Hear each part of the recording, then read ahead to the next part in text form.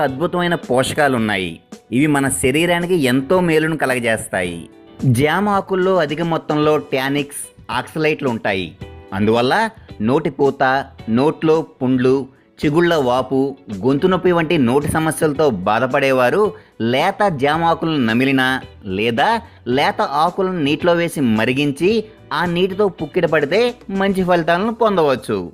జామ ఆకులను నేరుగా లేదా జామ కషాయంగా తీసుకోవటం వలన అది మన శరీరంలోని చెడు కొలెస్ట్రాల్ను తగ్గించి శరీరంలో రక్తం అన్ని అవయవాలకు సక్రమంగా అందేలా చూస్తుంది. అందువల్ల గుండె సంబంధిత వ్యాధులు వచ్చే అవకాశం చాలా తక్కువగా ఉంటుంది. జామ ఆకుల కషాయాన్ని తీసుకోవడం ద్వారా అది రక్తంలోని గ్లూకోజ్ స్థాయిలను క్రమబద్ధీకరిస్తుంది. తద్వారా చక్కెర వ్యాధిని కంట్రోల్ చేయడానికి ఈ కషాయం ఎంతో బాగా ఉపయోగపడుతుంది. అందువల్ల మధుమేహంతో బాధపడేవారు జామాకుల కషాయం తీసుకోవడం ఉత్తమమని ఆరోగ్య నిపుణులు చెబుతున్నారు.